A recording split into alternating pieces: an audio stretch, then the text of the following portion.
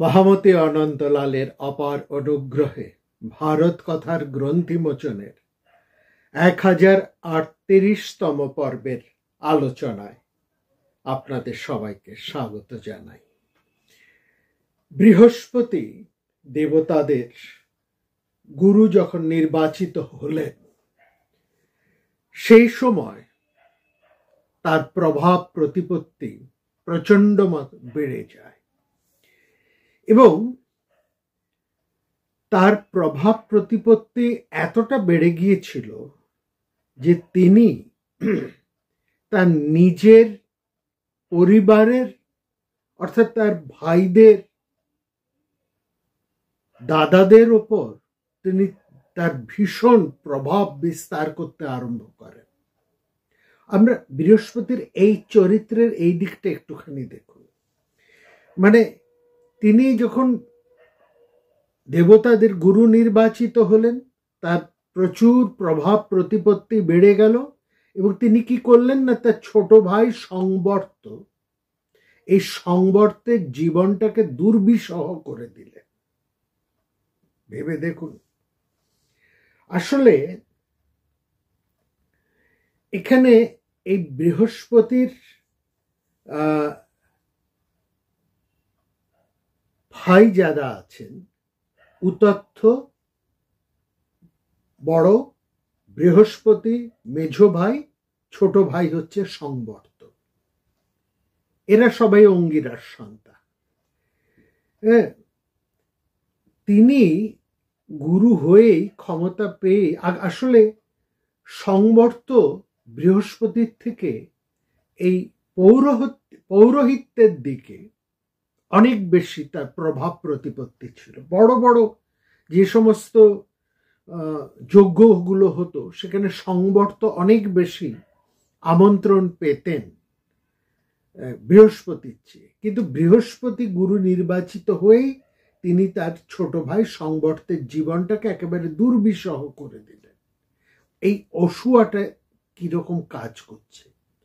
এবং বলা হয় এই যে সংবর্তের স্ত্রী, তার প্রতিও বৃহস্পতির একটা লালসা কাজ করেছে।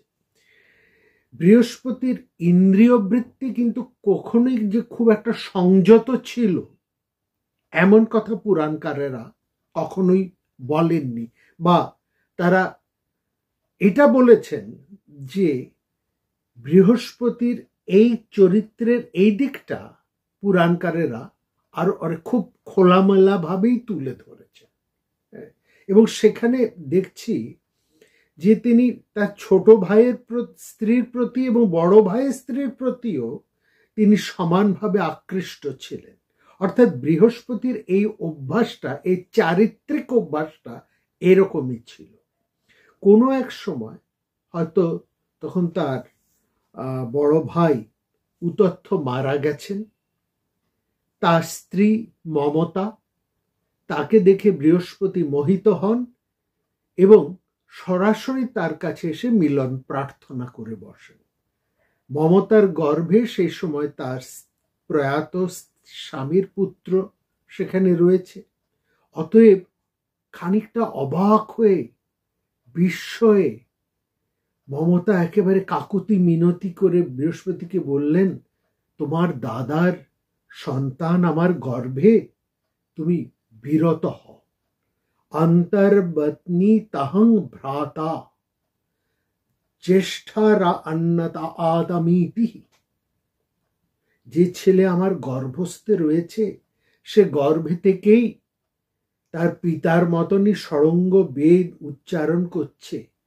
এই অবস্থায় যদি তুমি আমার সঙ্গে মিলিত হও, তাহলে দুজনের সন্তান তো একই গর্ভে ধারণ করা সম্ভব নয় আমার পক্ষে। এবং সেখানে মমতা খুবই অনুনয় করে বলছেন, কারণ বৃহস্পতির প্রভাব প্রতিপত্তি। এবং মমতার তখন স্বামী নেই, তিনি প্রায় অনাথা, তিনি অনাথাই, বৃহস্পতির আশ্রয়ই তিনি আছেন বলা যায়। এবং সেখানে বলছেন, আমার এই সময়টা পার হয়ে যাক, তারপর তুমি যা বলবে তাই করব। अस्मिन्नेव गते काले যথাবা মান্নাসে বিভো। বৃহস্পতি কিন্তু এসব শুনলেন না। তিনি সরাসরি বললেন, তোমার কাছে আমি কোনো শাস্ত্রীয় উপদেশ শুনতে আসিনি, আমি যা বলছি তুমি তাই করো। কি করবেন মমতা? তিনি স্বামীহীনা, অরক্ষিতা। বৃহস্পতি কিছুতেই মমতাকে মুক্ত হতে দিলেন না। এবং আমরা দেখছি অকামা রমণীর প্রতি বল প্রয়োগ করাটা যে অন্যায়, এটা শাস্ত্রের বিধান, মনুশাস্ত্রের বিধান। অর্থাৎ এই যে বর্তমান সময়ে মনে আছে পিঙ্ক নামে একটা সিনেমা হয়েছে অমিতাভ বচ্চন, যেখানে এই মেসেজটা দিয়েছে নো মিন্স নো, না মানে না। কোনো মেয়ে যদি না বলে তাহলে উপগত পুরুষের সেটাকে মানতেই হবে। না মানে না, সেই না তার বন্ধু হতে পারে, প্রেমিক হতে পারে, অন্য কোনো মানুষ হতে পারে, এমনকি তার স্বামীও হতে পারে। একজন স্ত্রীর মন খুব পরিষ্কার করে বলছেন এই ক্ষেত্রে, কিন্তু তিনি মেয়েদের ব্যাপারে যাই বলে থাকুক না কেন, কতগুলো তার ভীষণ ঐতিহাসিক, মানে কি বলবো, একেবারে কালব্যাপী যুগপ্রসারী তার কিছু বিধান রয়েছে। তার মধ্যে এটি যে মেয়েদের শরীরটা একান্ত ভাবেই মেয়েদের, অন্য কেউ তার উপরে কোনো রকম দাবি করতে পারে না, এমনকি স্বামীও নয়। হ্যাঁ, মনু এই কথাটা বলেছেন যে সে অল্প বয়সে পিতার শাসনে, মধ্য বয়সে স্বামীর শাসনে এবং বার্ধক্যে পুত্রের শাসনে থাকবে। এটা কেন বলেছেন সেটা বুঝতে হলে এখনকার পার্সপেক্টিভ দেখলে চলবে না। এখনকার মতন মেয়েরা হয়তো সেই সময়ে এতটা অর্থনৈতিকভাবে স্বাধীন ছিলেন না। ফলত যে সমস্ত মেয়েরা অরক্ষিতা ছিলেন, যাদের সেই ধরনের অর্থনৈতিক বা অন্যান্য যাকে বলে ওই একটা স্বাধীনতা, যেটা একজন ব্রহ্মচারিণীর ছিল, বা সমাজে যারা খুবই প্রতিষ্ঠিতা তাদের ছিল, সেটা তো আজকের দিনের ক্ষেত্রেও সত্য। আজকের সেটা সেকালের কথা, আমরা মনুর কালের কথা নিয়ে বলছি কেন, আজকের দিনে দেখুন, আজকের দিনে যে মেয়েরা অর্থনৈতিকভাবে স্বাধীন, যে মেয়েরা একটা ক্ষমতার মধ্যে রয়েছে, একটা সমাজের একটা প্রতিষ্ঠিত জায়গার মধ্যে রয়েছে, তাদের কথা আলাদা। কিন্তু তাদেরকে বাদ দিলে যে মেয়েরা শহরে থাকে না, বা শহরে থাকে, মফস্বলে থাকে, গ্রামে থাকে, এরকম একটু দূরতর জায়গায় থাকে, তাদের কথাটা একবার ভেবে দেখুন। আর আরো যদি আমরা বলি, মেয়েদের এই স্বাধীনতার কথাই যদি ওঠে, তাহলে এই কথাও তো আজকের দিনে, এটা কি আমরা একেবারে জোর দিয়ে বলতে পারি যে মেয়েরা, প্রত্যেকটি মেয়ে স্বাধীন? কিংবা যে মেয়েরা কাজ করছে, চাকরি করছে, আয় করছে, তারা স্বাধীন, তারা তাদের কর্মক্ষেত্রে স্বাধীন, তারা তাদের পরিবারের মধ্যে স্বাধীন, সংসারে স্বাধীন, তাদের সমাজের মধ্যে তারা স্বাধীন না, এ কথা আমরা জোর দিয়ে আজও বলতে পারি না। এটাতে পুরুষ কিংবা মহিলা এই প্রশ্ন আসবে না। স্বাধীন ব্যাপারটা ছেলেদের ক্ষেত্রেও যে তারা সবসময় স্বাধীন সেটাও বলা যায় না। মেয়েরা তো নয়, এমন অনেক কর্মক্ষেত্র আছে, এমন অনেক জায়গায় মেয়েদের কাজ করতে হয় যেখানে তারা তাদের স্বাধীনতাটা পায় না, তারা সুরক্ষিত না। স্বাধীনতা বলার থেকেও আরো ভালো করে বলা ভালো, তারা সুরক্ষিত নয়। তাদের সুরক্ষা নিয়ে কিন্তু একটা প্রশ্ন সেখানে থাকে, যে সমস্ত, এবং এটা খুব ওপেন সিক্রেট, এটা নিয়ে খুব বিস্তারিত আলোচনা করার কোনো প্রয়োজন নেই, এটা আমরা জানি। সেই ক্ষেত্রে একটা সুরক্ষা সেই সময় যারা অরক্ষিতা, যাদের অর্থনৈতিক স্বাধীনতা নেই, থাকলেই তাদের সুরক্ষা নেই, আর যাদের নেই তাদের কি অবস্থা, এটা তো ভাবার কথা। সেখানে মনু বলছেন পিতার শাসন, স্বামীর শাসন এবং পুত্রের দ্বারা তারা সুরক্ষিত। এটা সুরক্ষার ব্যাপারে বলা হচ্ছে, স্বাধীনতার এই জায়গাটা নয়। পিতার শাসনে থাকলেই যে সে অসুরক্ষিত থাকবে বা খুব সুরক্ষিত থাকবে, স্বামীর ঘরে থাকলেই যে সে খুব সুরক্ষিত সসম্মানে থাকে, কিংবা পুত্রের কাছে, এমনও তো নয় না। পুত্রের কাছে কজন জননী বা স্বামীর কাছে কজন স্ত্রী খুব সম্মানের সঙ্গে থাকে, এটা একটু ভেবে দেখতে বলবো। আমাদের কথায় আসে তো এইখানে মমতার যে অবস্থাটা, তিনি একেবারে এমনই একটা অবস্থা তার, তিনি বিপন্না, এবং সেই ক্ষেত্রে আমরা দেখছি তিনি অরক্ষিতা এরকম। এবং সেখানে বৃহস্পতি ওইরকম একজন পুরুষ যিনি জ্ঞানী, সমাজে প্রতিষ্ঠিত, তার উপর তিনি দেবগুরু, এরকম একটা পর্যায়ের মধ্যে রয়েছে। তার ধী শক্তি, মেধা শক্তি, জ্ঞান, পাণ্ডিত্য, প্রশ্নাতীত, যিনি শুক্রাচার্যের সমান,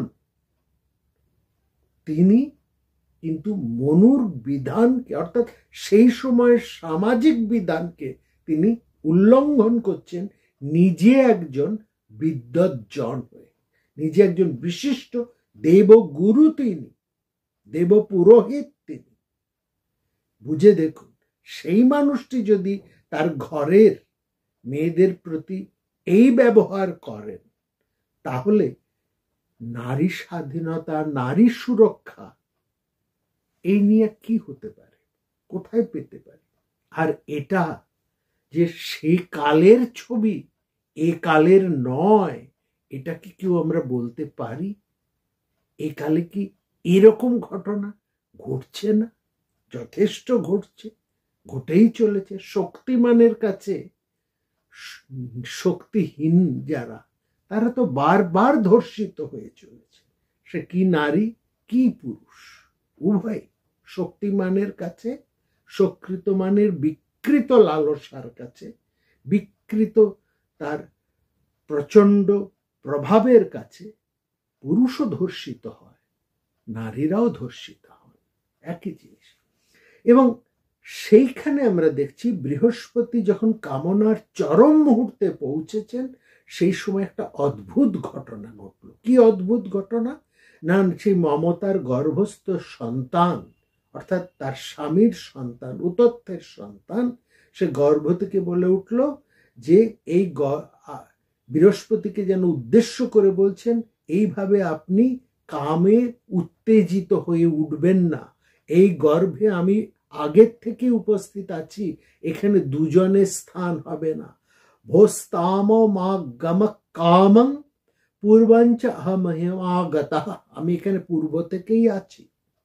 বৃহস্পতি, মহাভারতের যে বলছে, বৃহস্পতি তেজমুক্ত হবার আগে মমতার গর্ভস্থ সেই সন্তান নিজের পা দিয়ে বৃহস্পতির কামগতিকে রুদ্ধ করবে। বৃহস্পতি তেজ অস্থানে পতিত হলো এবং অভিষ্ট কাম গতি রুদ্ধ হয়।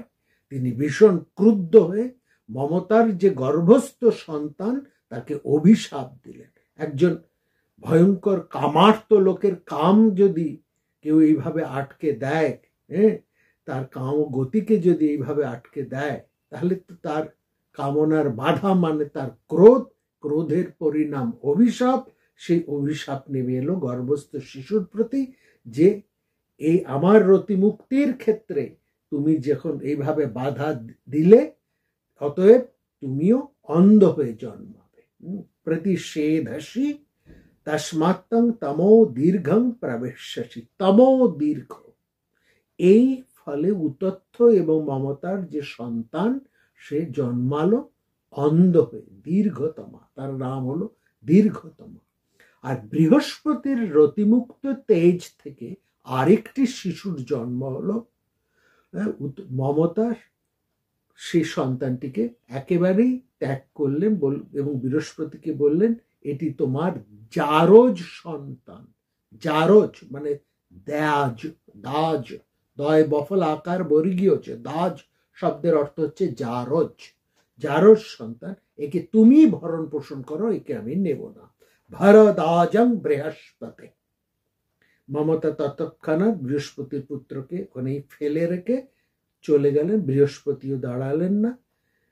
এই যে মমতা যাবার আগে বললেন যে জারজকে তুমি মানুষ করো, ভরদাজম, সেই দুটো শব্দের অর্থ স্মৃতি করে পিতা এবং জননীর দুজনেরই স্নেহরস বঞ্চিত হয়ে সেই পরিত্যক্ত পুত্রটি জন্মগ্রহণ করলেন। তার নাম হলো ভরদ্বাজ। ভরদ্বাজ। আমরা কথা বলছিলাম ভার্গবদের নিয়ে, আঙ্গিরসদের নিয়ে, তার মধ্যে চলে এলো ভারদ্বাজ। আছে, একটু ধৈর্য রাখুন, ভারদ্বাজের বিরাট ভূমিকা আছে। ভারদ্বাজ নিয়ে আমরা মহাভারতের বিভিন্ন পর্বে এর আগে বিস্তৃত আলোচনা করেছি, আমরা তার মধ্যে যাব না। ভারদ্বাজ নিয়ে যে প্রসঙ্গটাকে আমরা আনলাম বৃহস্পতির যে চরিত্র বর্ণনার ক্ষেত্রে, এখানে ভারদ্বাজের একটা গুরুত্বপূর্ণ জায়গা আছে। এই ভারদ্বাজের পুত্র বিতথ, একেবারে আমরা টু দ্য জিস্ট চলে আসছি, মানে বিস্তৃত ঘটনার মধ্যে যাচ্ছি না, শুধু সংবাদটা আপনাদেরকে আমরা জানিয়ে রাখছি। ভারদ্বাজের পুত্র বিতথ, তিনি ভরতের দ্বারা লালিত পালিত এবং ভরত তাকে তাকে লালন পালন করে তাকেই সন্তান রূপে গ্রহণ করেন। অর্থাৎ he was the adopted child of Maharaj Bharat. এ হচ্ছে সেই ভরত, শকুন্তলার পুত্র, শকুন্তলা দুষ্মন্তের পুত্র ভরত, যার থেকে এই বিখ্যাত ভরত বংশ বা ভারত বংশ, যার থেকে আমাদের দেশের নাম, যার থেকে এই ভরত বংশ। কিন্তু আমাদের দেশের নাম ভারত, কিন্তু এই ভরতের থেকে হয়নি, সেটা আলাদা গল্প, সেটা ভাগবতের মধ্যে আছে। সেখান থেকে নাম হচ্ছে আমাদের দেশের ভরত। এই ভরতের থেকে আমাদের দেশের নাম ভারতবর্ষ হয়নি, সেটা সম্পূর্ণ আলাদা কাহিনী। আমরা আগেও বলেছি, পরে কখনো সময় পেলে বলবো। কাম টু দ্য পয়েন্ট, কেন মহারাজ ভরত এই ভরদ্বাজের পুত্র বিতথকে গ্রহণ করলেন? কারণ আমরা জানি মহারাজ ভরতের একটি নয়, দুটি নয়, তার নয়টি সন্তান ছিল, কিন্তু একটি সন্তানও তার যোগ্য ছিল না। এই জায়গাটা লক্ষ্য করা। ভরত একজন বিখ্যাত রাজা ছিলেন। শুধু বিখ্যাত রাজা বলতে গেলে যেটা বোঝায় এটা কম বলা হয় ভরত সম্পর্কে। ভরত এমন একজন রাজা ছিলেন যাকে বলা হয় সর্বশ্রেষ্ঠ চক্রবর্তী রাজা। চক্রবর্তী অর্থের যিনি সব দিকের, সমস্ত দিকে, একজন রাজার সর্বদিকের যে যোগ্যতা, সেই সর্বযোগ্যতায় যিনি শ্রেষ্ঠ, তিনি, তাকে বলা হয় চক্রবর্তী। অর্থাৎ অর্থে, গুণে, কৌলিন্যে, সম্পদে, মানে, ধনে এবং তার শক্তিতে, বুদ্ধিতে, প্রজ্ঞা ইত্যাদি রাজার যাবতীয় গুণাবলী, তার মধ্যে যিনি শ্রেষ্ঠ তাকে বলা হয় চক্রবর্তী সম্রাট।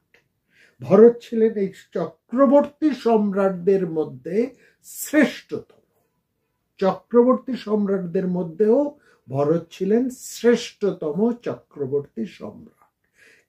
এবং তার একটাই আমরা এই উদাহরণটা এর জন্যই বোঝা যায় যে তাকে কেন শ্রেষ্ঠ চক্রবর্তী সম্রাট বলা হয়েছে বা সম্রাট চক্রবর্তীদের মধ্যে শ্রেষ্ঠতম বলা হয়েছে, তার একটি উদাহরণই যথেষ্ট। যে কথাটা আমরা বলছি, ভরতের 9টি সন্তান ছিল, কিন্তু ভরত দেখলে তার একটি ছিল তার বিশাল রাজ্য পরিচালনার যোগ্যতা নেই, কোন নিরিখে নেই। হচ্ছে তার ছেলেরা এটা ধরে নিয়েছেন যে বাবার সম্পত্তি আমরা পাবো।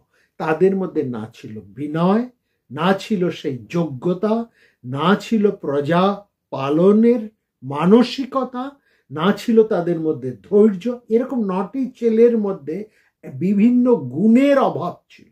একজনের মধ্যে হয়তো একটা গুণ থাকলে আর 2টি গুণ নেই, বা আরেকজনের মধ্যে অন্য 2টি গুণ থাকলে আরেকটি গুণ নেই। অর্থাৎ মহারাজ ভরত প্রত্যেকটি ছেলেকে পরীক্ষা করে দেখেছেন, তারা তার এই চক্রবর্তী সাম্রাজ্যের, তার এই বিশাল যে সাম্রাজ্য, এই সাম্রাজ্যের দায়িত্ব গ্রহণ করার উপযুক্ত কিনা। মহাভারত সেখানে খুব পরিষ্কার করে বলছেন ভরত তার 9টি ছেলেকে মেরে ফেললেন। এই জায়গাটা বুঝতে হবে, 9টা ছেলেকে মেরে ফেললেন, এইটা নয়। এখানে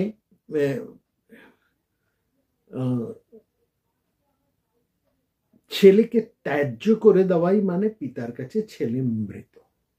তিনি 9টি ছেলেকে ত্যায্য করলেন। এই ত্যায্য করার অর্থ হচ্ছে পিতার কাছে সন্তান মৃত। এই অর্থে মহাভারত সহ বিভিন্ন পুরাণে বলা হয়েছে ভরত তার 9টি ছেলেকেই মেরে ফেলেছে। এবার তাহলে কাকে বসাবেন? তিনি ওই ভরদ্বাজের পুত্র বিথতকে তিনি নিয়ে এলেন।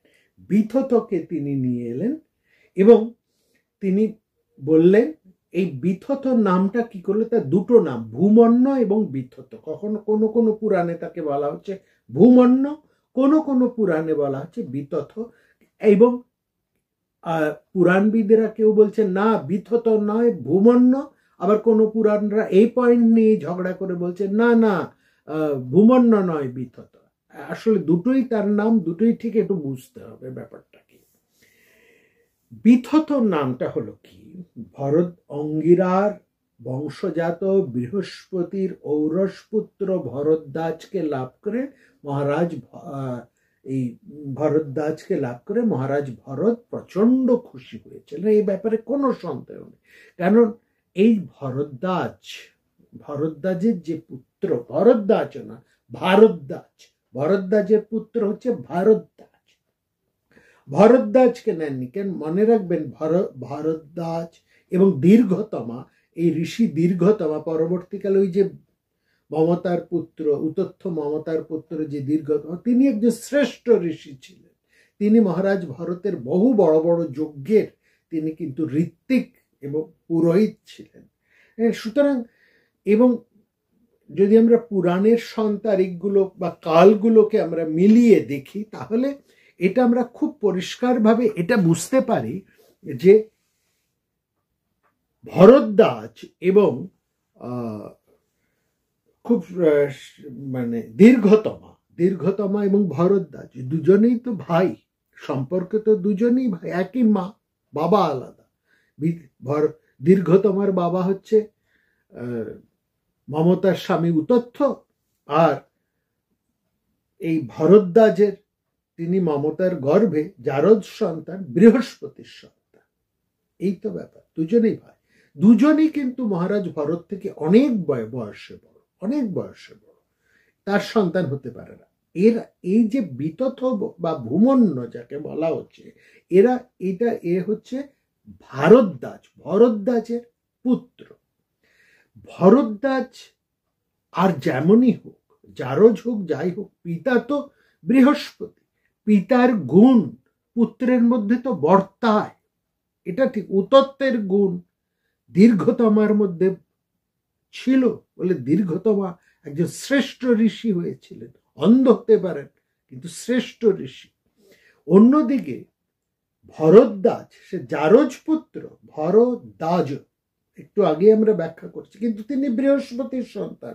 পিতার ও গুণ, বীর্য গুণ তার মধ্যে থাকবেই, তার মধ্যে। সুতরাং তিনিও একজন বিখ্যাত ঋষি। ভরদ্বাজ নিয়ে আমরা বহু আলোচনা করেছি। ভরদ্বাজের জন্ম যেমনই হোক না কেন, দীর্ঘতমার জন্ম যেমনই হোক না কেন, এদেরকে হেলাফেলা করা যায় না। অশ্রদ্ধার পাত্র এরা নন। এরা কিন্তু, এবং বৃহস্পতির চরিত্র যে ব্যক্তিগত চরিত্র ভালো নয়, কিন্তু মনে রাখবেন বৃহস্পতি সেকালের একজন মানে খুব বিরাট বড় একটা ক্যারেক্টার। তার গুণ পাণ্ডিত্য এগুলোকে কিন্তু অস্বীকার করার নেই। গুণ পাণ্ডিত্য তো অনেকেরই থাকে, চারিত্রিক দোষও তো থাকে, এই দিকটা ধরে নেব। যাই হোক, কথায় অন্যদিকে চলে আসি। বিতথ ভরদ্বাজ পুত্র ভারদ্বাজকে লাভ করে মহারাজ ভরত খুব খুশি হলেন। যখন তিনি বললেন যখন আমার সমস্ত পুত্র জন্ম যখন বৃথা হয়ে গেছে, মানে আমার ঔরসজাত 9টি পুত্রের জন্ম যখন বৃথা হয়ে গেছে, এই জায়গাটা বুঝুন, এই জন্ম বৃথা হয়ে গেছে তার মানে তাদেরকে ভরত মারেননি, ত্যায্য করেছে। জন্ম বৃথা মানে তাদের মধ্যে সেই গুণ, পিতৃগুণ, তাদের মধ্যে রাজা হবার গুণ। একজন রাজার পুত্র যদি রাজগুণোচিত না হয়, ক্ষত্রগুণ যা যা থাকা দরকার সেটা যদি না থাকে, তাহলে তার জন্মটাই বৃথা। একজন মানুষের যদি মনুষ্যত্ব না থাকে, তাহলে তার জন্মটা বৃথা। এটাই কিন্তু আদত কথা। পিতা একজন বড় সম্মানীয় মানুষ, ধরা যাক একজন সম্মানীয় মানুষ, তার পুত্র যদি চরিত্রহীন হয়, একেবারে মূর্খ হয়, তাহলে তো তার জন্ম বৃথা, তাই না? আর এটা তো খুব বড় কথাই বললাম, মানুষের জন্মে যদি তার মনুষ্যচিত গুণ তার মধ্যে না থাকে, এটা তো অনেক বড় কথা। তাহলে তো মানে আজকাল দিনে ওই ঠক বাঁচতে গা উজাড় হয়ে যাবার মতন ব্যাপার। কয়জনের মধ্যে সেই মনুষ্যচিত গুণ বর্তমান? এটা একটা প্রশ্ন। এখানে মহারাজ ভরত বলছেন, আমার 9টি পুত্রেরই জন্ম যখন বৃথা হয়ে গেছে, এই জন্ম বৃথা হয়ে যাওয়ার সংস্কৃত কথা হচ্ছে বিতথ। বিতথ মানে যার জন্ম বৃথা হয়ে গেছে, বিতথ। এবং হয়ে যাবার ফলেই আমি আপনার পুত্রকে লাভ করেছি, সেই জন্য এর নাম হোক বিতথ ভরদ্বাজ। তার নাম হচ্ছে বিতথ ভরদ্বাজ। এই হচ্ছে বিতথ নামের অর্থ। আর ভূমন্য, ভূ শব্দের অর্থ হচ্ছে জমি, পৃথিবী। ভূ শব্দের আরেকটা অর্থ হচ্ছে রাজা। ভূ শব্দের অনেক অর্থ, যেমন পৃথিবী, মহিকে যিনি পালন করেন, মহিপাল রাজা, ভূপাল রাজা। ভূমন্য, পৃথিবীকে যিনি মান্যতা দিয়ে পালন করেন, বা যিনি পৃথিবী পালনের মান্যতা লাভ করেন, তিনিও ভূমন্য। সংস্কৃত শব্দের এইটা হচ্ছে একটা বিরাট দিক, বিশাল দিক। একটি শব্দের সাথে আরেকটি শব্দ বা একটু এদিক ওদিক করে দিলে তার অর্থ বিশাল পরিবর্তন হয়, ব্যাপক হয়, গভীর হয়, সম্পূর্ণ আরেক নতুন দ্যোতক, নতুন অর্থে সেটা প্রকাশিত হয়। This is the wonder of Sanskrit. ভূমন্য, পৃথিবীকে পালন করার মান্যতা যিনি লাভ করেছেন, মহারাজ ভরত তো তাই খুঁজছিলেন তার ছেলেদের মধ্যে। সেই গুণগুলো পাননি বলেই তো তিনি তার এক এক করে 9টি পুত্রকেই ত্যায্য, বিতথ করে দিয়েছেন। তাদের জন্ম বৃথা হয়ে গেছে তার কাছে, তাই না? সেই অর্থে এই ভরদ্বাজের এই পুত্রের মধ্যেই তিনি সেই গুণটিকে খুঁজে পেয়েছেন। কেন? কারণ দেখবেন এরা অঙ্গিরার বংশধর। অঙ্গিরার কথা তো আমরা বলেছি, অঙ্গিরারাও হচ্ছেন সেই ভৃগুর মতনই, তাদের মধ্যে তেজ, ভার্গবদের মতনই আঙ্গিরসদের রয়েছে সেই তেজ, সেই প্রজ্ঞা, সেই বিদ্যাবত্তা, সেই জ্ঞান, এবং সেই সঙ্গে রয়েছে রাজনীতির একটা অপরিসীম দৃষ্টি, রাজনীতি বোধ। এই রাজনীতির জ্ঞান, শিক্ষা ভার্গবদের মতন আঙ্গিরসদের মধ্যেও ছিল। এই ভারদ্বাজ তো সেই আঙ্গিরস, বৃহস্পতি আঙ্গিরসের ধারা, তার এবং বৃহস্পতির সন্তান ভরদ্বাজের সন্তান ভারদ্বাজ, বিতথ বা ভূমন্য, তার মধ্যে হচ্ছে সেই অঙ্গিরার গুণই তো বহমান, আঙ্গিরসীয় গুণ। সুতরাং তিনি হলেন ভূমন্য। এই জায়গার মধ্যে কোনো গোলমাল নেই। হ্যাঁ, তাহার এই জায়গাটাই বুঝতে হবে। তার কোন পুরাণে এই জন্য তাকে ভূমন্য বলেছে, কোন পুরাণ তাকে বিতথ বলেছে, এই নিয়ে আমাদের রাজনী। এই যে বিতথ ভরত, তিনি ভারদ্বাজ বা তিনি ওই ভরদ্বাজ নামেই কিন্তু তিনি পরিচিত হয়ে গেলেন। এই জায়গাটায় তাকে লোকে আর ভারদ্বাজ বলতো না, তাকে বলতো সবাই ভরদ্বাজ। কিরকম ব্যাপারটা, এই জায়গাও আপনারা প্রশ্ন তুলতে পারেন যে দশরথের পুত্র দাশরথী হবে, হ্যাঁ, ভরদ্বাজের পুত্র ভারদ্বাজ হবে, তাহলে একে কেন ভরদ্বাজ বলছে, ভারদ্বাজ না বলে? এইটা হচ্ছে অনেকটা আমাদের এই শঙ্করাচার্যের ধারা। এই জায়গাটা বসলে আপনারা বুঝতে পারবেন। শঙ্করাচার্য, যাজ্ঞবল্ক্য, তারপরে নারদ, বশিষ্ঠ, এই যারা আছে, এই যে বিখ্যাত, তাদের শিষ্যরা ওই গুরুর নামেই, অর্থাৎ একজন বিখ্যাত তার নামেই পরিচিত হয়েছে। যেমন ভরতের নামে তার পরবর্তী সহবারদেরকে ভারত বলা হতো, পঞ্চালের দিক দিয়ে পরবর্তী সবাইকেই পঞ্চাল বলা হতো। ওই বিখ্যাত অংশের এই যদুর ধারা থেকে সবাইকেই যাদব বলা হতো ওই অর্থে। সেই রকম এই শঙ্করাচার্যের প্রধান যিনি হয়ে পরবর্তীকালে যিনি বসছেন, তিনিও শঙ্করাচার্য নামেই বসছেন। ঠিক সেরকম ভাবে এর মধ্যেও ভরদ্বাজের গুণগুলি বিশেষভাবে লক্ষিত থাকায় এই ভূমন্য বা বিতথ এই নামটি আর ততটা রইল না যতটা তিনি ভরদ্বাজ নামে পরিচিত হয়ে গেলেন। তো যাই হোক, এই যে ভরদ্বাজ, এখানে আমরা দেখলাম যে ভরদ্বাজের এই যে পুত্র বা এই ভরদ্বাজ গোত্রীয়, ভরদ্বাজ এই বংশধারার মধ্যে, ভারদ্বাজ বংশের মধ্যে থেকে আমরা আরেকজন বিখ্যাত পুরুষকে পাচ্ছি। তার নাম হচ্ছে দ্রোণাচার্য। তিনিও এই ভরদ্বাজ, আরো পরিষ্কার করে বলা ভালো, তিনি আঙ্গিরস গোত্রীয়। ভরদ্বাজ আঙ্গিরস গোত্রীয়। আসলে এখানে বলা হচ্ছে ভরদ্বাজ একদিন গঙ্গা নদীর তীরে আশ্রমে তিনি যখন পূজা অর্চনা করছেন, সেই সময় ঘৃতাচি অপ্সরাকে দেখে তার মধ্যে কামোদ্যোগ হয়, কামোদ্দীপ্ত হয়ে পড়েন এবং তার শুক্রস্খলন।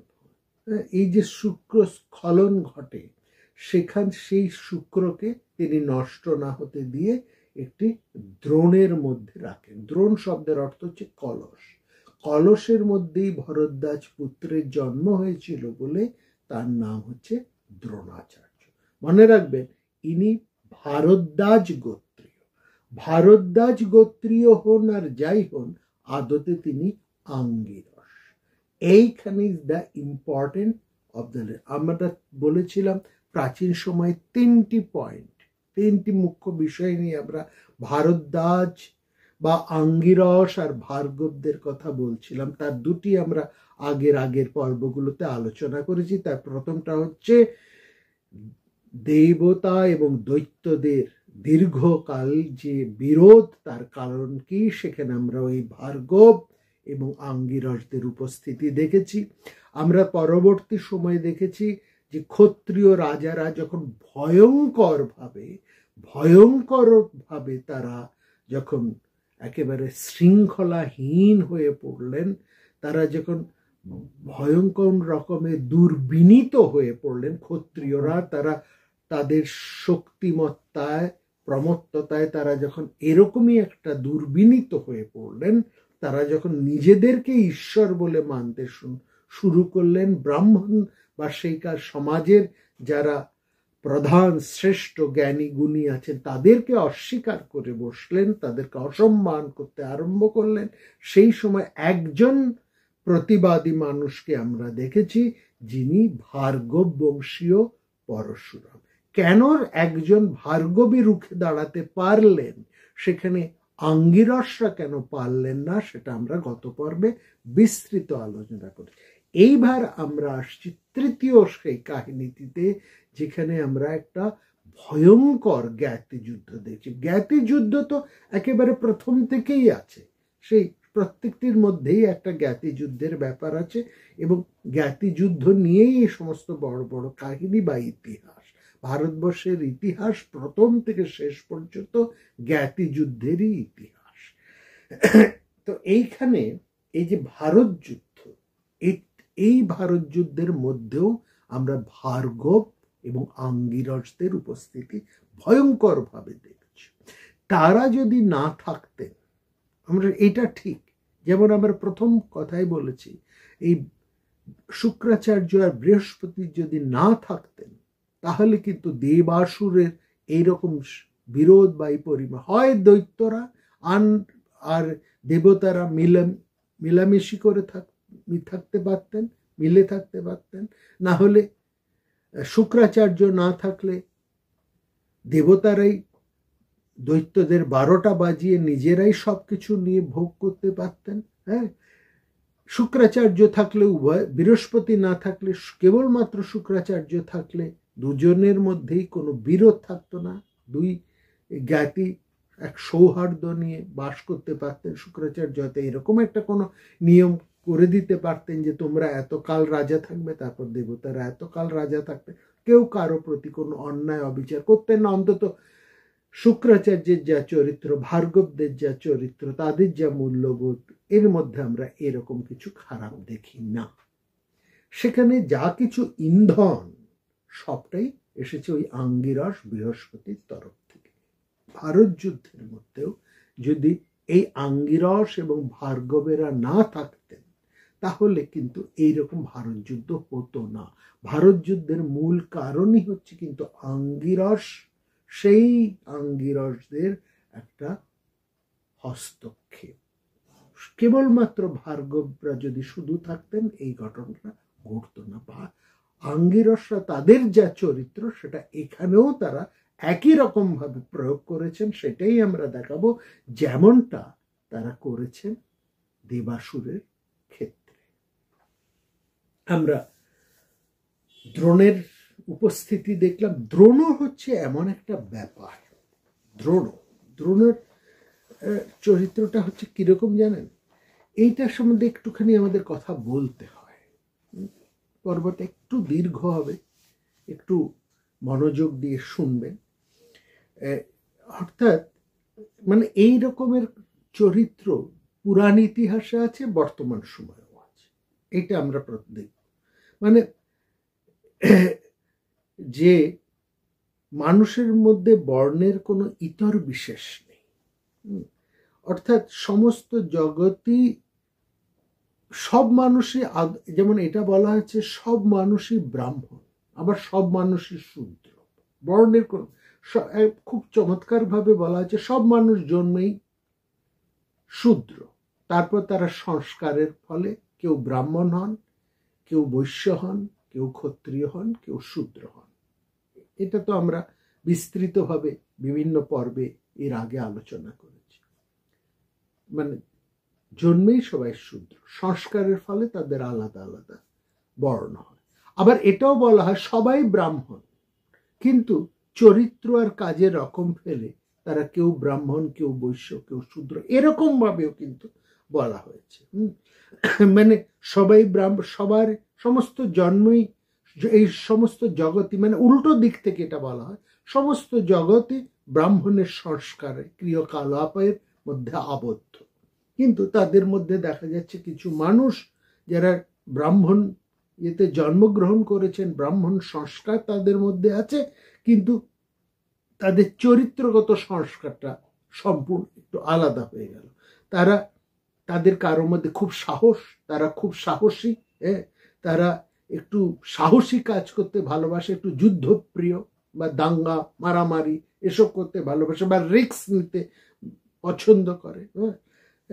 স্বভাবের মধ্যে একটা তেজ আছে, একটা উগ্রতা আছে, একটা সাহস আছে তাদের মধ্যে। তীক্ষ্ণ ক্রোধনা প্রিয় সাহসা, তীক্ষ্ণ ক্রোধনা প্রিয় সাহসা। এরা যে একটু ভোগী হবে, একটু উদ্ধত হবে, হ্যাঁ, একটু নেতা গোছের হবে, এ আর আশ্চর্য। তো এইরকম ভাবে ওই ব্রাহ্মণেরা তারা ধর্ম ত্যাগ করে তারা সব ক্ষত্রিয় হয়ে গেল। এরকম ভাবে কিছু ব্রাহ্মণ আছে তারা আবার ব্যবসা বাণিজ্য এসবে মন দিল, তারা হয়ে গেল বৈশ্য। আবার যারা হিংসা মিথ্যাচার এইরকম নোংরা মানে নীচ কাজের মধ্যে যারা যুক্ত হয়ে গেল তারা হয়ে গেল শূদ্র। তে দ্বিজা শূদ্রতাম গতা। তো এইটা হচ্ছে একটা প্রাথমিক সমাজের পরিস্থিতি। তো আসলে ব্যাপারটা সহজ করে দাঁড়ায় যেটা মহাভারত বা বিভিন্ন এর মধ্যে যেটা পুরাণের মধ্যে বলা হচ্ছে সেখানে, যে মানুষ তার জ্ঞান এবং তার সত্যময় যে পরিবেশ, সেই পরিবেশ থেকে বেরিয়ে এসে যখনই সে মানুষ স্বার্থপর হয়ে ওঠে, কামনা বাসনা লোভ দেশ যখন তার মধ্যে একেবারে একটা আবিলতা সৃষ্টি করে, সে যখন জর্জরিত হয়ে ওঠে, তখন সে ততই ব্রাহ্মণত্ব থেকে সে সরে আসতে আরম্ভ করে। এরই একেবারে চরমতম পর্যায়টা হচ্ছে একটা অকর্মণ্য লোক, একজন মিথ্যাবাদী লোক, একজন একেবারে জঘন্য লোক এবং সবচেয়ে হীন কর্মকারী লোক। মানে এই হচ্ছে শূদ্রত্বের ডেফিনেশন। শূদ্রত্ব বলতে কিন্তু এটাই বোঝানো হয়েছে। এই কর্মশূদ্রত্বকেই কিন্তু সেই সমাজ ঘৃণা করত, জন্মশূদ্রকে নয়। এটা মনে রাখবেন, কর্মশূদ্রত্বকে মহাভারত চিরকাল ঘৃণা করে এসেছে, তার জন্মশূদ্রত্বকে। সে ব্রাহ্মণ হতে পারে কিন্তু তার চরিত্রের মধ্যে যদি এই ধরনের জঘন্য ব্যাপারগুলো থাকে, মহাভারত তাকেই বলেছে বা আমাদের অন্যান্য স্মৃতিকারেরা তাকেই বলেছে শূদ্র, এবং তাকেই ঘৃণা করেছে এবং তাকেই অপাংক্তেও করেছে, সমাজের একেবারে নিচের দিকে তাকে ঠেলে রেখেছে। এটার মধ্যে দোষ কিছু বুঝতে হবে, ঠিক এই দিক থেকে বিশ্লেষণ করে ব্যাপারটা এখানে নিয়েছে। আসলে বৈশ্য গুণ পর্যন্ত ঠিক আছে, ব্রাহ্মণত্ব তো খুবই বিশাল। ক্ষত্রিয় অত্যন্ত সাহসী, তার মধ্যেও অনেক বড় বড় কাজ সে করতে পারে, যুদ্ধবিদ্যা করতে পারে, রাষ্ট্র পরিচালনা করতে পারে, সে বড় বড় ঝুঁকি নিতে পারে। আবার বৈশ্য তারা ব্যবসা বাণিজ্য ইত্যাদি করে শ্রীবৃদ্ধি, রাষ্ট্রের শ্রীবৃদ্ধি করছে। বেদে এই তিনজনেরই, অর্থাৎ ব্রাহ্মণের সঙ্গে সঙ্গে বৈশ্য এবং ক্ষত্রিয়েরও কিন্তু লক্ষ্য করবেন, বেদে তাদেরকেও কিন্তু উপনয়নের একটা ব্যবস্থা রয়েছে। বেদের মধ্যে কেবল ব্রাহ্মণের নয়, বৈশ্যেরও ক্ষত্রিয়েরও উপনয়ন আছে। যা মানে এদেরকে বলছে তোমরা এই যা করছো করো, এর থেকে আর নিচে নেব না বাবু। হ্যাঁ, ব্রাহ্মণত্ব নিয়ে থাকতে পারলে পড়াশুনো জ্ঞান মানে সদাচার কুল শীল মর্যাদা এসব নিয়ে থাকতে পারলে, মূল্যবোধ এসব নিয়ে থাকতে পারলে তো উত্তম উত্তম শ্রেষ্ঠ শ্রেষ্ঠ। এটা কে অস্বীকার করবে? কারো কোনো লজিকে কে অস্বীকার করা যায়, এটা শ্রেষ্ঠতম। এই জন্য ব্রাহ্মণকে শ্রেষ্ঠতম বলা হয়। কিন্তু বলা হচ্ছে বাপু ক্ষত্রিয় বৈশ্য ব্যাস, এর থেকে আর নিচে নেব না। অর্থাৎ এর থেকে নিচে নামা মানেই তুমি তোমার ধর্মকে ত্যাগ করছো, স্বধর্মকে ত্যাগ করছো। তো এই জায়গায় বলছেন, সেখানেই আমরা দেখছি যে সমাজের এই যে ব্যবস্থাটা সেইখানেই কিন্তু চলছে, এই একটা ব্যাপার সেখানে চলছে। কিন্তু মানুষ তো স্বার্থপর, মানুষের চরিত্রের মধ্যে আইন করে স্মৃতিবিধান করে মানুষকে তো ঠিক করে রাখা যায় না। সেখানে কিছু লোকের একটা কায়েমি স্বার্থ থাকবে, একটা কায়েমি স্বার্থ সেখানে তৈরি হবে, এটাকে কেউ আটকাতে পারবে না। যতই বিধান আসুক না কেন, যতই আইন শক্ত শক্ত বা ভালো ভালো যতই আইন হোক না কেন, এবং সমাজে যত সেখানে রাষ্ট্র যতই একেবারে দণ্ডের বিধান করুক না কেন, সেখানে দণ্ড যতটাই জাগরুক হয়ে থাকুক না কেন, রাজা যতখানি চতুর্দিকে তার দৃষ্টি সহস্র চক্ষুর মাধ্যমে তার শাসন যন্ত্রকে চক্ষুষ্মান করে রাখুন না কেন, মানুষ হচ্ছে এমন একটা জীব, সেই প্রাচীন সময় থেকে আমরা দেখছি তারা কিন্তু একটা কায়েমি স্বার্থ তৈরি করে ফেলে। এটা আটকানো যায় না, কখনো আটকানো যায়নি, আটকাতে পারেনি, এটাকে আটকানো হয়তো যায়ও না এবং প্রায় অসম্ভব। সেখানে আমরা দেখছি কিরকম কায়েমি স্বার্থ তৈরি করে ফেললো। এই তো ভালো ব্যবস্থা করে দিয়েছিল, তাই না? এবং সেখানে বলছে যারা ব্রাহ্মণ আছে তারা কি কাজ করবে নির্দিষ্ট, যে ক্ষত্রিয় তার কি কাজ করবে নির্দিষ্ট, যে বৈশ্য তার কি কাজ করবে নির্দিষ্ট, আর ওই স্বভাবগতভাবে যারা শূদ্র তাদেরও কাজ নির্দিষ্ট, প্রত্যেকের স্থান, কর্ম, জীবন যাত্রা সব কিছুই নির্দিষ্ট হয়ে, কিন্তু একটা ওই স্বার্থ, কায়েমি স্বার্থটা কি ব্যাপার সেটা একটু আমাদের বুঝতে হবে। বলছেন কায়েমি স্বার্থ কি করে ফেললো? ব্রাহ্মণ কুলে জন্মগ্রহণ করলো, যিনি ব্রাহ্মণ বলে পরিচিত হয়েছেন ঠিক আছে, কিন্তু তার বংশে যারা জন্মগ্রহণ করলো, তার যে ছেলে পুলেরা হলো ধারা, তারা দেখলো যে ওরে বাবা, আমার পিতামহের মতন ওরকম হতে গেলে তো বড্ড পরিশ্রম, অনেক পরিশ্রম করতে হবে, এত পড়তে হবে, এত তপস্যা করতে হবে, এত চারিত্রিক শুদ্ধতা রাখতে হবে, এত এত মহান কর্ম করতে, এ তো ভয়ঙ্কর ব্যাপার, ভয়ানক ব্যাপার। আর মানুষের মধ্যে একটা নিচে নাবার একটা প্রবণতা থাকে।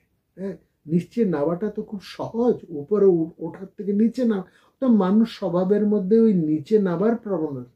সে ভাবলো এসব না করে আমি বরং ক্ষমতা, আমার পিতা খুব বড় একজন কেউ ছিলেন, বড় একজন, সমাজ তাকে খুব মান্য করতেন, তার সন্তান আমি, সে হিসেবে আমারও কিছুটা মান্যতা প্রাপ্তি, এটা তো হয়। একজন পিতা যদি মহান হয় তার সন্তানও তো সেরকমই সম্মান পেয়ে থাকে, মহান পিতার সন্তান। কিন্তু সন্তান মহান পিতার যোগ্যতা কতটা সেটা তো অন্য ব্যাপার। আর সবাই তো ভরতের মতন নয়, মহারাজ ভরতের মতন নন। হ্যাঁ, মহারাজ ভরত তার 9টি পুত্রের সে স্নেহ, মায়া, পিতৃস্নেহকে তিনি দূরে ঠেলে তাদেরকে ত্যায্য করতে পেরেছিলেন তার রাষ্ট্রের স্বার্থে। সব পিতা পারেন না, অতি বড় মহান পিতার পক্ষেও সেটা সম্ভব হয় না, পারে না। তো সেখানে তারা কি করলেন, তারা একটু বিধানটাকে চেঞ্জ করে দিলেন, সমাজের বিধানটাকে। কিরকম বললেন, দেখো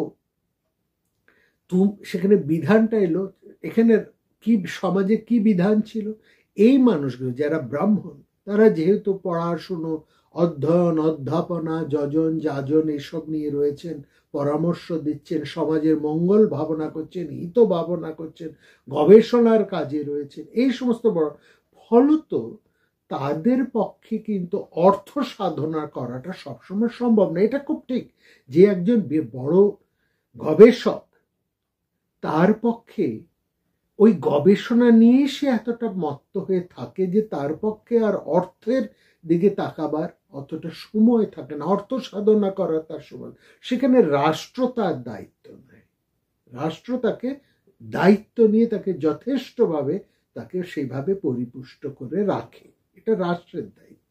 মানে একটা বিধানই এরভাবে রাখা আছে, এরকম যোগ্যতার মানুষকে এরকম তারা ভাতা ইত্যাদি পাবে, এবং সমাজের সর্বস্তরের মানুষরা তাকে সেই সম্মান, সেই অর্ঘ্যই তারা দান করে থাকেন।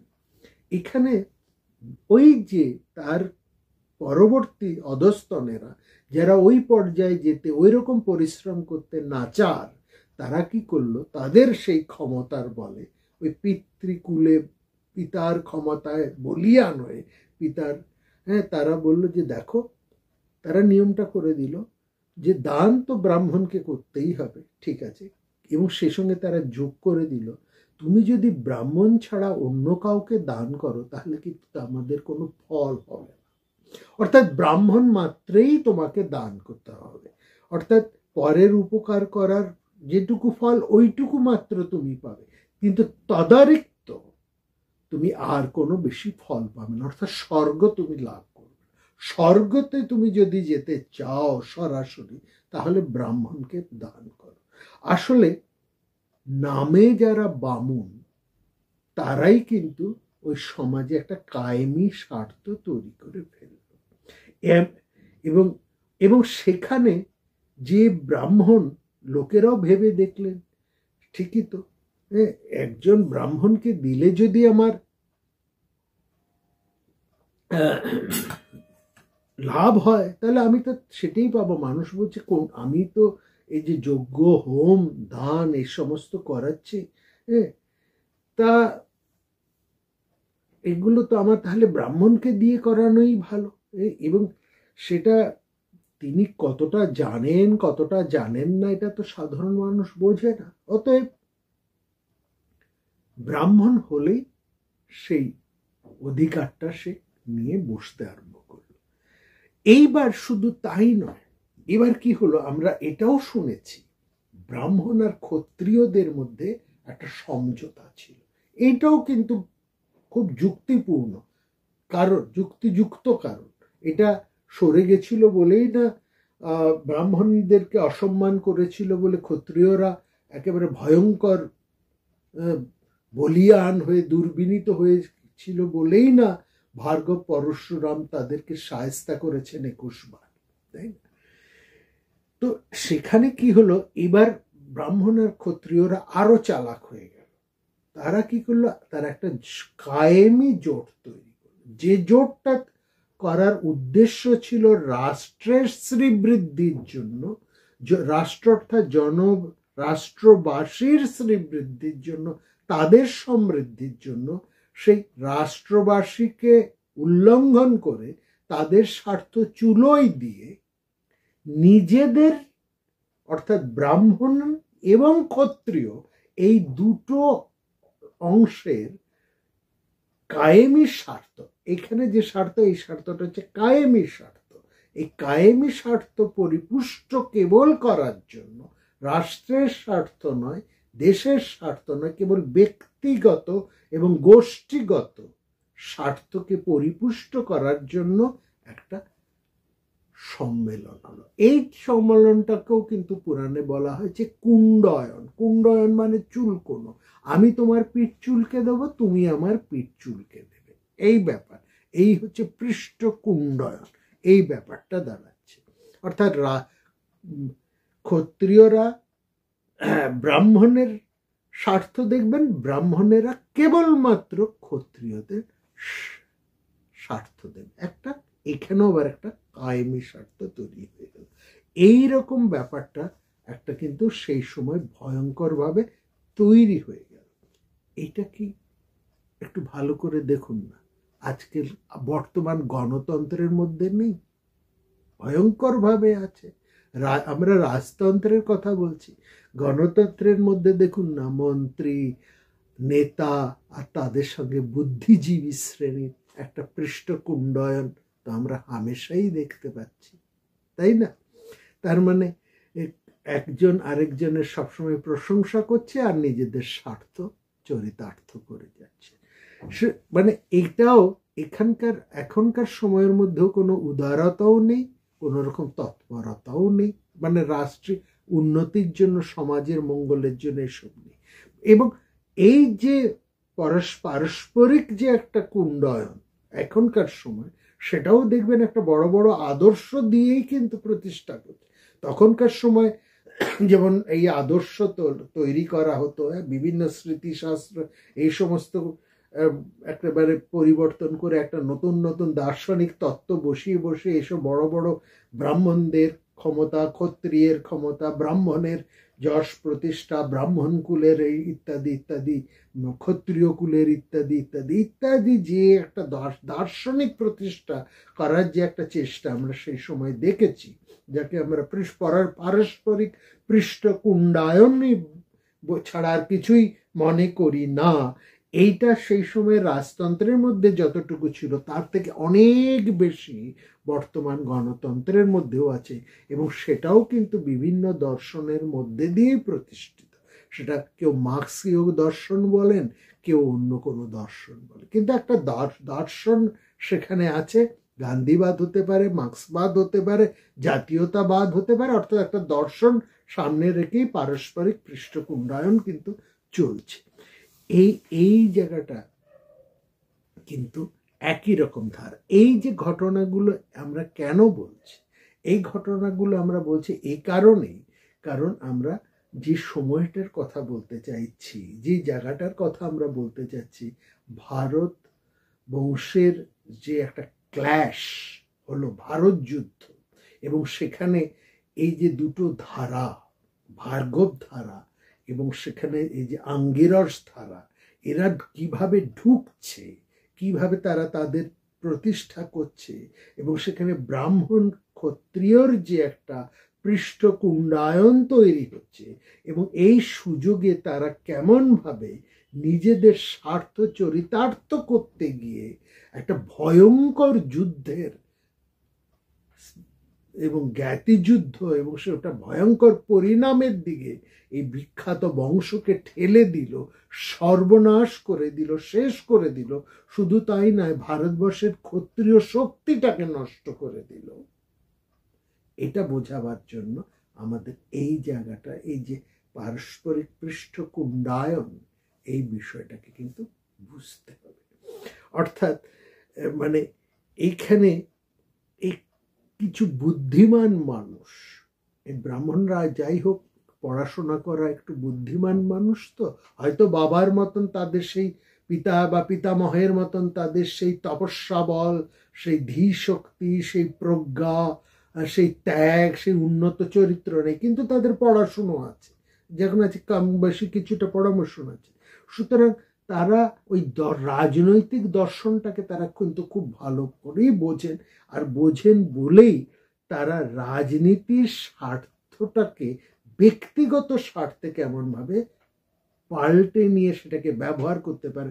অন্যদিকে, ঠিক অন্যদিকে ওই যে ক্ষত্রিয় মানুষটি বসে আছেন, তারও ব্যক্তিগত স্বার্থ হবে। বলা হয়েছে কি, রাজ্যের কোনো কিছুর উপরে রাজার কোনো অধিকার নেই, তিনি ন্যাস মাত্র, এই রাজ্যটি রাজার ন্যাস মাত্র। রাজ্যের যে অর্থ সম্পদ, হ্যাঁ, রাজ্যের যে অর্থ সম্পদ, এর উপর রাজার কোনো ব্যক্তিগত অধিকার নেই। রাজা কতটুকু পাবেন সেটা একদম নির্দিষ্ট থাকে। রাজার উৎস কি, সম্পদের অর্থের উৎস কি, কর। প্রজার থেকে তিনি যা কর পান সেটাই হচ্ছে, এবং সেই করটা তার নিজস্ব স্বার্থে ব্যবহার করতে পারে না। এই সমগ্র করের 1/8 অংশ মাত্র একজন রাজা নিজের ব্যক্তিগত প্রয়োজনে ব্যবহার করতে পারেন, এটা নির্দিষ্ট। কিন্তু এত সম্পদ, এত টাকা পয়সা, এত ক্ষমতা, হ্যাঁ, সব রাজা তো আর ভরত নন, বা তারা বড় বড় সেই রকম বিখ্যাত রাজারা তো নন, তারা চক্রবর্তী সম্রাট ঔদার্য তো নন। তাদের একটা ব্যক্তিগত স্বার্থ সেখানে রয়েছে, যেমন ব্রাহ্মণদের রয়েছে, এদেরও রয়েছে। এরাও তখন কি করলেন, নিজস্ব রাজনীতির স্বার্থে সেই বুদ্ধিমান মানুষটিও সে রাজনীতিটাকে এমনভাবে ব্যবহার, অর্থাৎ দুজনই তাদের ব্যক্তিগত স্বার্থে একটা রাজনৈতিক দর্শন তৈরি করে নিজেদের উদরপূর্তি করতে লাগলেন। অর্থাৎ এই মানে এই দর্শনকে ব্যবহার করে রাজনৈতিক যারা রয়েছেন, ক্ষত্রিয় যারা রয়েছেন, তাদের ব্যক্তিগত লাভ, আর ওই বুদ্ধিজীবীদের মাধ্যমে সমাজের যে সমস্ত শিক্ষিত মানুষদের আছে তাদেরকে প্রভাবিত করে ক্ষত্রিয়রা নিজেদের প্রভাব বিস্তার করে যাচ্ছেন, নিজেদের স্বার্থ পূরণ করে যাচ্ছে। অর্থাৎ যেহেতু এই যে বুদ্ধিজীবী মানুষরা, এই যে ব্রাহ্মণরা, তারা তো বুদ্ধিজীবী মানুষ, সেকালে তাদের সমাজের উপর একটা তাদের প্রভাব আছে, তাদের প্রভাবকে কাজে লাগিয়ে রাজনৈতিক প্রভুরা নিজেদের স্বার্থ সাধন করছে। আর অন্যদিকে ওই বুদ্ধিজীবীরা কোনো রকম ত্যাগ, কোনো রকম তপস্যা, কোনো কিছু না করে, অর্থাৎ সারা জীবন পরিশ্রম কিচ্ছু মাত্র না করে, হ্যাঁ, বিভিন্ন পদ, মর্যাদা, টাকা পয়সা, সম্মান, অধিকার, ক্ষমতা ভোগ করে যাচ্ছে। তো এই যে বললাম, এটা সমাজের সর্বত্র সর্বকালের একটা চরিত্র, এটা আমরা সেখানে দেখেছি। তো এই ব্যাপারটাই আমরা দেখছি এমনই একটা পরিবেশের মধ্যে, এরকম যে একটা এই যে রাজা অর্থাৎ নেতা মন্ত্রী এবং বুদ্ধিজীবী অর্থাৎ ব্রাহ্মণ। বর্তমান নেতা মন্ত্রীর হচ্ছে আগেকার দিনে ক্ষত্রিয় রাজা, আর এখনকার বুদ্ধিজীবী হচ্ছে সেই ব্রাহ্মণ। এই যে একটা পারস্পরিক অবস্থান, এর সাথে তো প্রাচীন রাজন্য ব্রাহ্মণদেরও যেমন তফাৎ নেই, একালেরও কোনো তফাৎ নেই। হ্যাঁ, এরকমই একটা অবস্থায় দ্রোণের জন্ম। দ্রোণ জন্মগ্রহণ করলেন যখন রাজনীতির পরিবেশটা, সমাজের পরিবেশটা, পরিস্থিতিটা মোটামুটি এই ধরনের, এরকম একটা সময় দ্রোণ জন্মগ্রহণ করলেন। দ্রোণকে তিনি ভারদ্বাজকে না ভরদ্বাজ বংশের একজন অধস্তন পুরুষ। ভরদ্বাজকে তিনি হচ্ছেন বৃহস্পতির জ্যেষ্ঠ পুত্র। বৃহস্পতিকে অঙ্গিরার পুত্র। আঙ্গিরসদের চরিত্রের কথা বলেছি, বৃহস্পতির চরিত্রের কথা বলেছি। কথায় আছে না, বাবার গুণ পুত্রের মধ্যে জন্মায়, ঠিক আছে, সিপাহী কা ঘোড়া। তার কিছু কিছু আঙ্গিরসদের গুণ দ্রোণের মধ্যে আসবে। দ্রোণের মধ্যে আঙ্গিরসের গুণ আসছে, আঙ্গিরসের প্রভাব আসছে, আর তিনি জন্মগ্রহণ করছেন ঠিক এরকমই একটা সামাজিক পটভূমিতে। কি হতে চললো এরপরে শুনবো আমরা আগামী পর্বে। ধৈর্য রাখুন, ভালো থাকুন।